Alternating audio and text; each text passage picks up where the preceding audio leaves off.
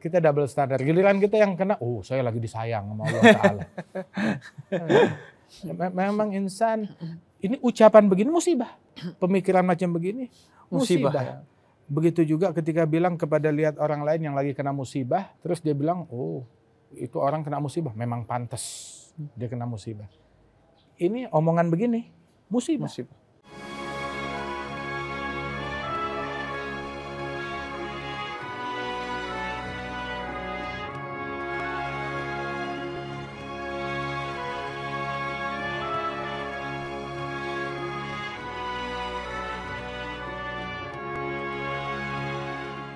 Assalamualaikum warahmatullahi wabarakatuh. Kembali lagi di Cahaya untuk Indonesia. Dan kali ini kita akan belajar bersama Habib Jindan bin Naufal bin Salim bin Jindan di Yayasan Al-Fahriyah yang menjadi tempat beliau berdakwah dan mendidik para santri-santri beliau. Habib, apa kabar Habib? Alhamdulillah. Alhamdulillah. Habib, Indonesia ini selain diberikan karunia yang begitu besar oleh Allah, di mana dikatakan tongkat kayu dilempar jadi tanaman ya. Saking berkahnya Indonesia. Semua negeri ini subur. Ada batu bara, ada minyak, ada berbagai hal. Bahkan ada beberapa tanaman yang tidak bisa ditumbuh tempat lain, di Indonesia bisa. Bahkan ada beberapa tanaman yang di tempat lain memang nggak ada tuh, harus impor dari Indonesia, keberkahan bagi Indonesia. Tapi di sisi lain kita juga mendapatkan nikmat dalam wajah yang berbeda, yaitu menjadi negara dengan lokasi yang akan mendapatkan banyak tantangan-tantangan alam berupa bencana, yaitu gempa bumi, gunung meletus, longsor, dan lain sebagainya. Baik yang sifatnya alami dari alam, ataupun yang sifatnya karena ulah tangan manusia. Nah, yang ingin kita tahu pertama, Habib, bagaimana seharusnya sikap kita ketika melihat orang lain terkena bencana atau ketika diri kita terkena bencana.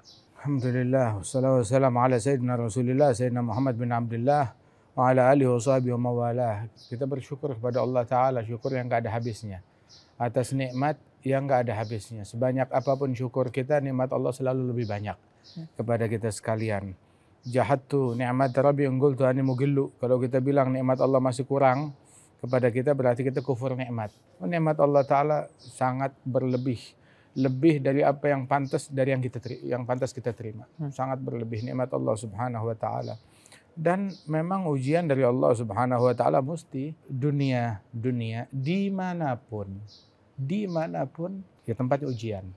Mau itu di Indonesia ada pecahan tuh nggak tahu, bumi gitu.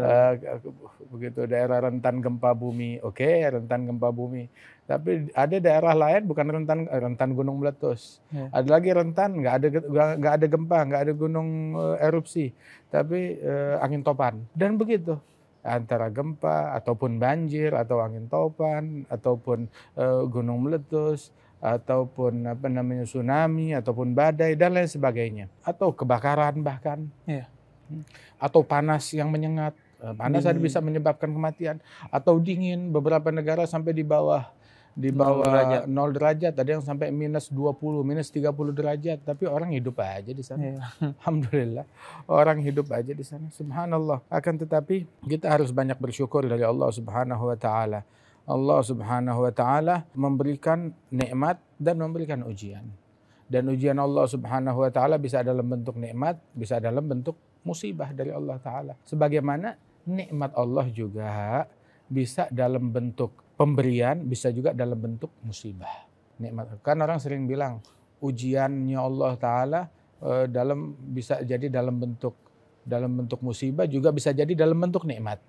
Begitu juga nikmatnya Allah Ta'ala bisa juga dalam bentuk musibah, tapi nikmat. Imam Al-Haddad beliau mengatakan, kam ni'am tayyal masaib inna fil ghaibi ajaib, kam ni'am tayyal masaib wa khud tadbiri khaib. Berapa dalam hal yang gaib mengandung keajaiban. Betapa banyak nikmat tapi kemasannya kemasan musibah, tapi dalamnya mengandung nikmat dari Allah Subhanahu wa Ta'ala. Akhud tadbir khaib, orang yang banyak antisipasi, banyak rencana, banyak komplain, dia bakalan selalu kecewa, bakalan selalu susah. Lam yazal fi qabdati syakki rahin, lam yadhuk 'aishal ibadus salihin. Orang yang paling banyak ditimpa musibah ya Nabi Muhammad. Iya. Dan para nabi-nabi dan para rasul dan orang-orang yang mendekati daripada derajat mereka. Musibah pada diri kita, pada keluarga, pada harta, semuanya. Dan sebutin satu manusia nggak pernah ditimpa musibah. Semua orang pernah ditimpa musibah. Tapi masalahnya kita kadang nggak fair. Kalau kita yang dapat musibah kita bilang ini ujian, lagi disayang sama Allah. Kalau orang lain yang kena musibah, apalagi beda partai, wah itu kena azab. Kita bilangnya begitu. Fair aja, begitu aja kan ujungnya. Ujungnya begitu. Kalau orang lain, apalagi kalau udah beda calon, beda partai, lu sih waktu itu nyoblos yang itu azab. Azab dari Allah Ta'ala. Jadi begitu. Kita double standar. Giliran kita yang kena, saya lagi disayang sama Allah Ta'ala. Memang insan, ini ucapan begini musibah. Pemikiran macam begini musibah. Begitu juga ketika bilang kepada lihat orang lain yang lagi kena musibah, terus dia bilang, itu orang kena musibah, memang pantas dia kena musibah. Ini omongan begini, musibah. Musibah pada diri orang tersebut. Dan ketika dia nggak sadar kalau omongannya adalah sebuah bencana musibah dari Allah kepada dirinya, itu juga musibah yang kedua lagi. Musibah pada akalnya nggak peka dengan hal yang semacam begitu. Alhasil dunia husyat syughlan wa bu'san wa ghumum wa anaan wa fanaan wa humum farfuduha innaha nazrul hagir. Dunia itu ibaratnya kayak botol disumpel dengan bencana, kesulitan, kesibukan, stres, problem, penuh sesak dengan itu semuanya di situ. Nah kita tuh ada dalam botol tersebut yang dipenuhi dengan segala hal itu. Nabi di Sahih Bukhari ngegaris satu garis, kan? Bikin satu kotak persegi panjang. Udah gitu di tengah-tengahnya digaris dari tepi sampai ke tepi persegi itu, kemudian dilewatin lagi panjang. Terus Nabi bilang, ini yang kotak nih, yang kotak umur manusia. Dia nggak bisa ngelewati kotak itu. Yang garis di tengah nih, panjang dari satu tepi ke tepi yang satu lagi, dari awal umur sampai akhir umur, sampai ngelewat ke atas itu apa? Itu cita-citanya manusia. Lebih panjang dari umurnya. Ali bin Abi Thalib dia bilang, tanya ahli kubur, tanya kepada orang-orang yang udah meninggal, kalian meninggal dunia masih ada gak cita-cita yang belum kesampaian? Semua bakal bilang banyak. Iya. Lebih panjang cita-citanya daripada umurnya. Terus di garis yang tengah tadi itu cita-cita, Nabi garis kecil-kecil, 1, 2, 3, 4, 5, 6. Tanya, kalau yang kecil-kecil itu apa? Adil a'rad, tantangan, musibah, bencana. Lolos dari yang ini, datang problem berikutnya. Selesai problem ini, datang problem berikutnya. Begitu. Dari tsunami, datang problem gempa bumi, datang problem banjir, datang problem erupsi, datang problem ini. Ntar datang problem sakit, ntar datang problem kebakaran. Dan yang paling akhir problem kematian. Begitu. Selama kita hidup, ya emang udah begitu. Orang yang umurnya paling panjang, musibahnya paling banyak. Paling banyak yang dia rasakan. Mau umur panjang ya bersiap-siap musibah panjang. Orang yang umurnya 100 tahun, artinya dia sudah mengalami berapa banyak kematian kerabat, berapa banyak kematian keluarga, berapa banyak kematian family. Begitu. Yang umurnya panjang dia bakal merasakan musibah yang panjang, berapa banyak kehilangan, berapa banyak ketika naik, berapa banyak ketika dia turun. Dan begitu. Dan dunia ini berputar semacam begitu. Nah, Habib, kemudian bagaimana cara kita mengetahui, Habib, ini betulan nikmat atau musibah yang dibungkus nikmat? Atau ini musibah atau sebenarnya nikmat yang Allah bungkus pakai musibah? Kadang kita kesulitan mendeteksi itu, Habib. Kita menganggap semua yang Allah Ta'ala berikan kepada kita adalah nikmat dan anugerah. Semua yang Allah Ta'ala berikan, kita husnudzan, sangka baik, ini nikmat dari Allah Subhanahu Wa Ta'ala. Meskipun itu azab, Habib. Mengandung nikmat, mengandung kebaikan. Karena menegur kita. Nabi bilang, ajaban li amri mu'min, inna amrahu kullahu lahu khair. Sungguh menakjubkan, apapun yang menimpa seorang mukmin, apapun yang menimpa dia, semuanya bagus. Semuanya baik. In asabathu sarra syakar, in asabathu dharra sabar. Kalau dia ditimpa hal-hal yang menyenangkan, dia syukur. Syukurnya lebih baik daripada kesenangan itu. Kalau dia ditimpa hal-hal yang menyusahkan, dia sabar, dan sabarnya lebih baik daripada solusi atas kesulitan yang dia dapatkan itu. Jadi apapun yang menimpa mukmin baik. Makanya kita selalu bilang, mukmin nggak bisa dirugiin, nggak bisa dizalimin.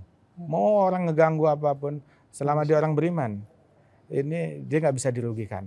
Nggak bisa dirugikan. Orang yang mau ngezalimi mukmin sejati, dia ngezalimin dirinya sendiri. Dia yang bakal terjeblos sendiri. Dicaci, dia dapat pahala. Diganggu, dia dapat pahala. Diapain aja, dia ditimpa musibah. Kalau dia bersabar, dapat pahala. Dapat nikmat, dia syukur, dapat pahala. Apapun yang menimpa dia, semuanya baik. Sangka baik kepada Allah Ta'ala, juga introspeksi diri. Introspeksi juga harus. Bahwasanya mungkin ada hal yang menyebabkan musibah terus, mungkin dia belum sholat jamaah. Dia sholat tapi nggak sholat jamaah. Mungkin dia belum sholat duha. Mungkin dia nggak punya wudhu ketika datang musibah tersebut. Mungkin dia lupa baca ratib semalam. Mungkin dia belum sholat witir. Itu Allah Ta'ala bilang dalam hadits qudsi, Ibnu Adam sholli li arba'an fi awalin nahar akfika akhirahu. Wahai anak Adam, sholatlah untukku 4 rakaat di awal hari, di pagi hari. Aku cukupi, aku lindungi engkau sampai sore hari, sampai petang hari. Yang sholat isya berjamaah semalaman dalam perlindungan Allah sampai subuh. Subuh berjamaah seharian dalam perlindungan Allah sampai isya. Isya subuh berjamaah 24 jam diasuransikan dirinya oleh Allah Ta'ala. Begitu. Mungkin ketika dia lalai, hal semacam itu diingatkan oleh Allah Ta'ala biar dia nggak lalai. Termasuk juga sedekah di pagi hari. Berpagi-pagilah dalam bersedekah, bakiru bisadaqah. Berpagi-pagi dalam bersedekah, sebab musibah ketika datang nggak bisa ngelewatin sedekah. Ketika musibah datang, dia udah sedekah, dia nggak bisa datang musibah, cari hari yang lain. Hari lain keduluan lagi pagi-pagi oleh sedekah, dia cari hari yang lain. Begitu seterusnya. Dan muslim harus ya mengasuransikan dirinya dengan begini, asuransinya Allah lebih baik. Kenapa? Kalau asuransi orang lain mati dulu baru dapat duit, celaka dulu baru dapat penggantian. Tapi kalau asuransinya Allah melindungi daripada musibah tersebut. Walaupun ujung-ujungnya ya tetap mesti kena musibah juga. Tetap nggak ada orang yang bisa lolos dari takdir. Kata ulama, al-hadhar la yughni minal gadari. Salim hudita limadil hukmi fastabiri. Was'al minallahi kashfal bus wabdarari. Keberhati-hatian, kewaspadaan, penjagaan ketat nggak bisa menyelamatkan kita dari takdir Allah. Karena itu ya kadang berserahlah kepada Allah Ta'ala. Pasrahin diri kepada Allah Ta'ala. Maka Allah akan melembutkan apapun yang menimpa kita. Akan dilembutkan oleh Allah Subhanahu Wa Ta'ala. Nabi aja meninggal. Wafat. Orang katanya kalau mau ingat musibahnya besar, sulit. Ya ingat musibahnya dia karena umat ini ditimpa musibah besar. Apa musibah besar? Wafatnya Rasulullah. Nggak ada yang lebih gede dari itu. Sehingga ketika dia berpikir begitu, dia akan menganggap musibah yang dirasakan kecil. Semuanya. Dan berarti kuncinya adalah kekuatan iman, ya Habib, yang kemudian membawa seseorang ketika mendapatkan nikmat, iman itu memberi cahaya agar dia bersyukur, dan cahaya iman itu membuat ketika dia ditimpa musibah, dia akan bersabar, sehingga rasa sabar itu yang membuat semua musibah itu justru nikmat karena mendidik kita menjadi lebih baik. Karena memang di dalamnya tuh benihnya tuh yang ditanam benih iman. Begitu. Ketika disiram dengan apapun, yang keluarnya reaksinya ya syukur atau sabar. Sabar, dua itu aja. Begitu. Tapi kalau benihnya benih yang busuk, disiram apapun juga, yang keluar ya itu sumpah serapah. Terus nyalain orang, ini gara-gara dia. Oh, ini gara-gara pemerintah ini. Ini gara-gara wali kota nih, ini gara-gara gubernur, ini gara-gara DPR. Sibuk nuding-nuding orang. Tapi harusnya orang kalau ditimpa musibah, tudinglah diri sendiri. Introspeksi diri sendiri. Tapi kalau dia musibah nuding-nuding orang, ya musibah di atas musibah. Dan bisa jadi Habib, musibah itu terjadi di tempat lain dan tidak menimpa kita, tapi juga itu menjadi ujian bagi kita ya. Menjadi ujian bagi bagaimana kita. Sikap kita melihat itu ya Habib? Kita peka dengan kesulitan yang menimpa saudara kita. Begitu. Kita punya harta, kita bisa tolong, ya tolong, bantu. Sebagaimana orang yang kena musibah, jadilah kita orang yang bisa mengambil pahala dengan ngebantu orang tersebut. Jangan orang yang kena musibah, malah kita juga yang ketiban dosa. Gara-gara apa? Syukurin, rasain, emang pantas, lu sih dulu. Nah, Habib, kalau kita menolong orang lain, insya Allah kita udah tahu bahwa kewajiban kita menolong setiap orang, bahkan hewan ataupun tumbuhan sekalipun harus kita tolong. Tapi menerima pertolongan orang lain, ini yang sempat kemudian kita mengalami kebingungan. Seolah-olah kita hanya boleh dan akan menerima bantuan itu dari sesama muslim. Kalau dari non-muslim, kita nggak mau. Bantuannya sih diterima, biasanya yang nggak diterima itu logo-logonya. Seolah-olah nggak boleh nih orang bilang, oh saya ini melakukan kebaikan ya, yang melakukan kebaikan ini saya. Tapi kalau dia melakukan kebaikan, logonya gede. Awas ya, ini dari saya. Foto naikin ke medsos nih, saya udah bentuk begini. Tapi giliran orang lain dari agama yang berbeda memberikan bantuan. Kemudian dia memberikan informasi bahwa itu bantuan dari dia. Bisa jadi karena itu untuk kebutuhan administrasi, laporan-laporan. Atau bisa jadi juga itu untuk kebutuhan dakwah dia. Nah, sikap kita seharusnya bagaimana? Kita tidak dilarang untuk menerima bantuan dari non-muslim. Silahkan aja. Dari muslim ataupun non-muslim, selama itu dari jalan yang baik, dari hal yang halal, begitu. Untuk menerima bantuan dari agama manapun nggak jadi masalah. Dari kelompok manapun, dari ormas manapun nggak jadi masalah. Cuma juga selayaknya ketika orang memberikan bantuan jangan pakai syarat. Iya.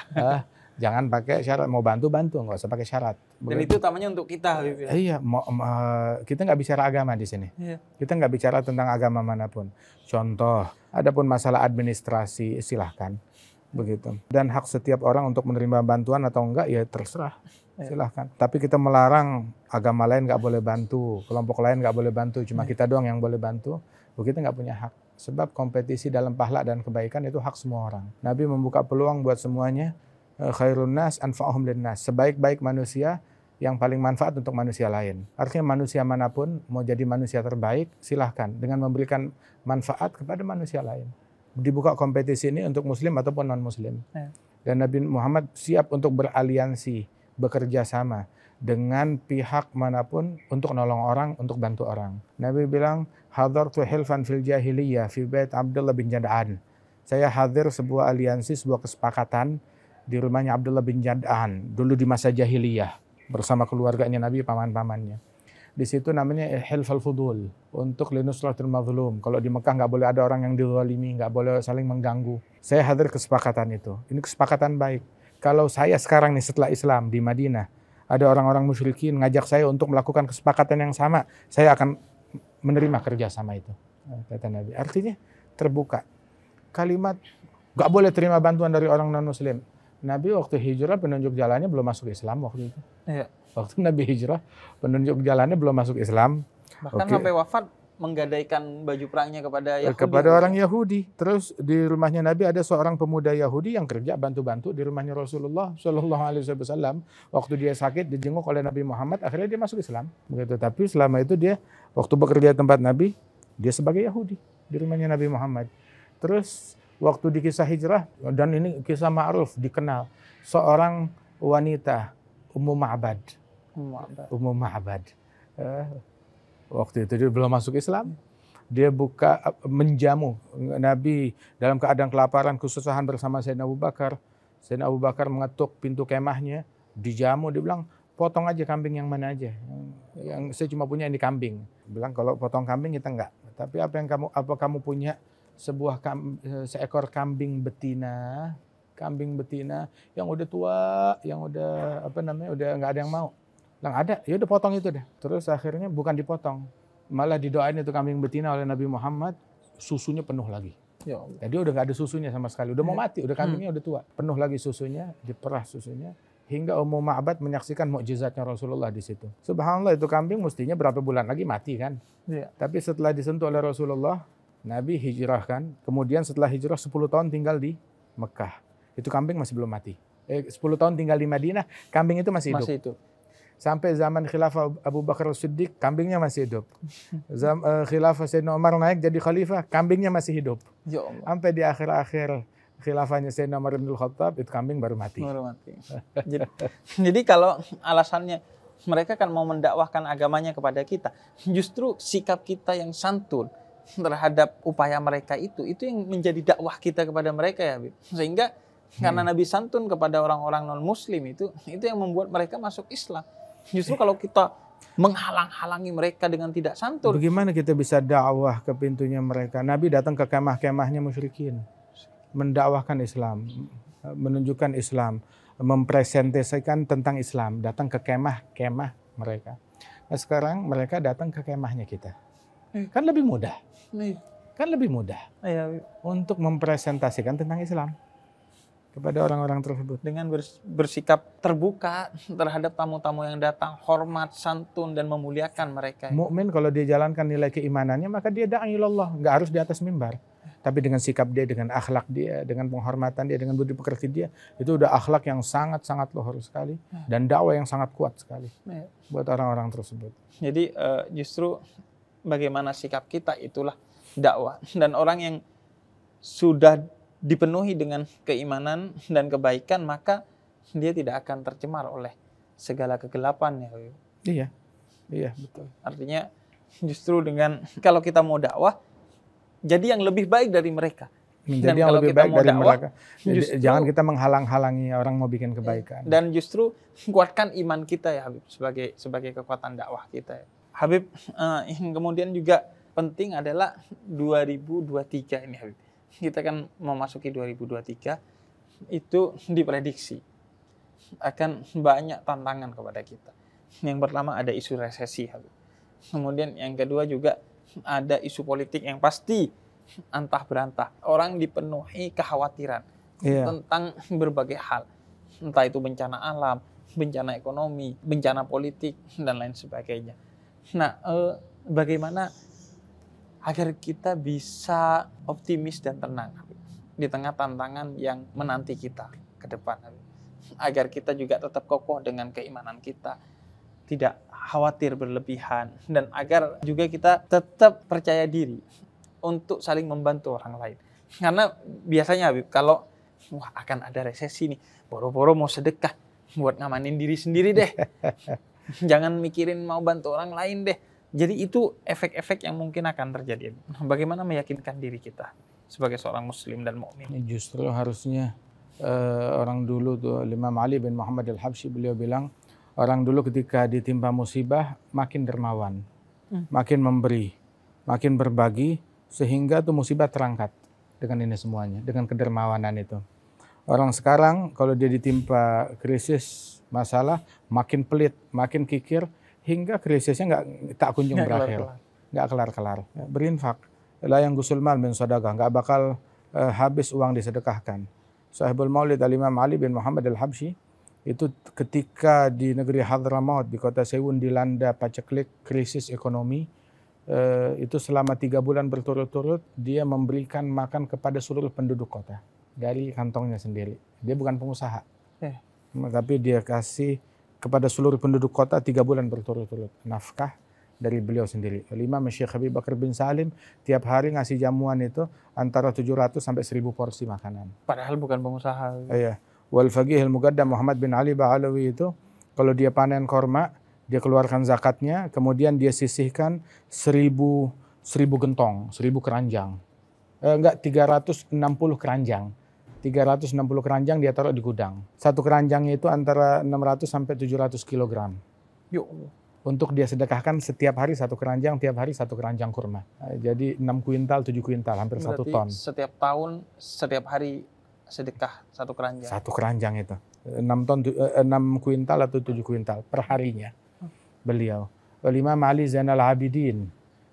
Beliau tiap hari selain sholat malamnya 1000 rakaat tiap malam, beliau keliling ke rumah-rumah yang ada di Madinah, dia nafkahi penduduk yang kemiskinan, yang susah, ditaruh sedekahnya itu di dalam rumah mereka atau di muka pintu rumah mereka, yang mencukupi untuk seminggu atau 2 minggu atau sebulan, sehingga tuh totalnya ada 300 rumah yang beliau nafkahi, fakir miskin, dan mereka nggak tahu kalau mereka itu dinafkahi oleh siapa. Baru merasa kehilangan setelah wafatnya Imam Ali Zainal Abidin. Sampai gubernur Madinah, tatkala wafat Ali Zainal Abidin, ngelihat fakir miskin bermunculan. Dari mana kamu? Bilang kami orang Madinah asli. Enggak, dari mana? Dulu enggak ada kalian. Dulu enggak ada. Bilang dari dulu kita ada. Cuma dulu kita tiap pagi selalu mendapati sedekah di muka pintu rumah kami. Kami baru kehilangan sedekah itu ketika wafat imam ini. Ali Zainal Abidin. Sedekah enggak bikin miskin, bikin kaya, bikin makmur. Terus udah gitu, jangan kita takut berinfak. Yukhawifunaka billadzina min dunihi. Kita ditakut-takutin dengan selain Allah. ditakut-takutin dengan resesi, ditakut-takuti dengan krisis Bencana. ekonomi, ditakut-takutin dengan ini dan itu. Kalau ada yang perlu kita takutin, takutlah kepada Allah. Takut maksiat, takut ngelihat yang haram, takut berucap yang haram, takut mendengki, takut berakhlak yang buruk. Begitu. Tapi jangan takut sama musibah. Selama kita jalanin tugas kita kepada Allah, Allah nggak bakal ngurangin haknya kita. Jalanin tugas kita kepada Allah Ta'ala, Allah tidak akan ngurangin nikmat yang Allah Ta'ala berikan kepada kita. Begitu. May yattaqillaha yaj'al lahu makhraja wa yarzuqhu min haitsu la yahtasib. Barang siapa yang takwa kepada Allah, Allah akan berikan dia solusi dan diberikan rezeki dari jalan yang tidak diduga-duga. Takwa dulu kepada Allah, takut dulu kepada Allah. Urusan lain nanti diurusin sama Allah Subhanahu wa taala. Dan hal yang macam begini sih slogan ini udah dari dulu, dan alhamdulillah. Covid juga kemarin kan gitu, Habib. Menimbulkan kekhawatiran. Orang takut sakit, ya sakit. Takut miskin. Al-Fagir kemarin ngobrol-ngobrol sama orang Madura yang jual kelontongan itu. Sekarang banyak di Jakarta orang Madura jual kelontongan. Ketika Al-Fagir nanya, kalian ini nggak khawatir? Kok berani-beraninya Indomaret udah di mana-mana, Alfamart udah di mana-mana, kalian malah buka kelontongan yang udah pasti lebih tidak lengkap, kemudian jauh lebih terlambat dan lain sebagainya. Kemudian dia bilang begini, tapi kita lebih baik karena pertama kita parkir gratis dan yang kedua kita buka 24 jam. Cuman yang menarik dia bilang, dan kita sama sekali gak khawatir karena kata dia rezekinya gajah gak kira diambil semut, rezekinya semut gak kira diambil gajah. Iya betul. Jadi Allah sudah bagi dengan baik semua rezeki sehingga gak perlu khawatir kita. Subhanallah. Dan alhamdulillah musibah bukan cuma baru sekali ini doang. Iya. Berkali-kali, bertubi-tubi. Bahkan setahun tidak sekali. Barang siapa yang berpegang dengan Allah Subhanahu wa taala, mayatagillah, barang siapa yang takwa kepada Allah taala, innallaha ma'al ladzina taqaw. Allah bersama orang yang bertakwa. Orang yang takut kepada Allah. Enggak dibilang orang yang bertakwa bersama Allah. Tapi dibilang Allah bersama orang yang bertakwa. Itu keren tuh. Iya. Orang yang bertakwa bersama Allah, wah hebat. Tapi Allah bersama orang yang bertakwa. Begitu Allah ngikut kemanapun mereka. Dijaga. Jadilah kita orang yang takwa, kita aman. Iman itu yang bikin kita aman. Yang takut kepada Allah dibikin semua makhluk takut sama dia. Tapi yang nggak takut kepada Allah ya takut dihantui dengan apapun juga. Iya. Ntar takut sama semut, takut sama nyamuk, takut. Oh ini nyamuk goyang dikit, gempa. Padahal dia belum sarapan, bukan gempa. Iya, bangun-bangun ngelihat matahari di barat dia sangka kiamat. Padahal bangunnya kesorean. Ya, jadi kuncinya adalah iman kepada Allah. Dengan kita beriman kepada Allah, maka Allah yang menjaga kita. Dan ketika Allah yang menjaga kita, seperti Habib tadi bilang, itu lebih dari asuransi manapun, lebih dari satpam manapun, lebih dari polisi manapun, lebih dari BMKG manapun, dan kita tenang karena Allah yang menjaga kita. Dan sebesar-besar musibah adalah justru ketika kita jauh dari Allah. Ya. Terus ini kalimat ditakut-takutin ini udah banyak banget. Memang ada sebuah gerakan besar ya untuk membuat kita takut kepada selain Allah Ta'ala. Kita dibikin takut entah perangnya di mana, kita yang dibikin takut di sini. Kita dibikin takut dengan dolar naik, kita takut. Dolar turun, kita takut. Minyak naik, kita takut. Minyak turun, kita takut. Bawang naik, kita takut. Bawang turun, kita takut. Semuanya. Termasuk juga rasa kekhawatiran. Oh, kalau dia yang menang pemilu, kita takut. Kalau dia yang kalah, kita. Yang kayak begini, semuanya ditakut-takutin. Kita nggak takut sholat kita nggak khusyuk. Nggak takut sholat kita nggak terima oleh Allah Ta'ala. Nggak takut kalau telat tahajud. Nggak takut hari ini saya belum baca Quran. Begitu. Dibikin takutnya sama hal yang seharusnya nggak perlu kita takutin. Begitu kita punya Tuhan. Tuhan bekerja. Punya urusannya sendiri. Lu jangan ngurusin kerjaannya Tuhan. Iya. Begitu kan. Apa yang Tuhan ngasih ente kerjaan, jalanin ente punya kerjaan. Kerjaannya Tuhan, jangan ente handle. Gitu. Biar Tuhan yang pegang kerjaannya sendiri, ente pegang kerjaannya kita. Sudah. Kerjaannya kita ngabdi, takwa, kerjaannya Allah Ta'ala menata, mengatur, mengampuni, melindungi, merahmati, menjaga makhluknya. Sudah. Itu mengingatkan saya kepada salah satu hadis qudsi, ya Ibn Adam, la tas'al rizqakat kama lam atlub minka amalan. Tugas kamu udah beribadah, Jangan tanya soal rezeki, saya yang siapkan, kata Allah. Dan termasuk dari ibadah itu tentunya adalah bekerja dan lain sebagainya, tapi sepantasnya, tidak perlu dengan kekhawatiran. Kerja, ikhtiar begitu, dan berserah kepada Allah Ta'ala, jalanin begitu. Kita ambil kewaspadaan kita begitu, dan berserah kepada Allah Subhanahu Wa Ta'ala. Kadang nggak semuanya harus diatur sama akal kita. Kita jangan mau oh saya harus jadi Superman, segalanya harus saya ngatur, enggak. Iya. Biar kita tahu kita lemah, kita punya keterbatasan, jalanin apa yang kita bisa, sisanya serahin kepada Allah Ta'ala. Kebanyakan overthinking, akhirnya overthinking tentang overthinking, nggak kelar-kelar. Syukran Habib, jazakumullah Habib. Dan semoga ini jadi kekuatan bagi kita untuk menghadapi 2023 dan 2000 selanjutnya hingga akhir zaman, hingga kita wafat. Assalamualaikum warahmatullahi wabarakatuh.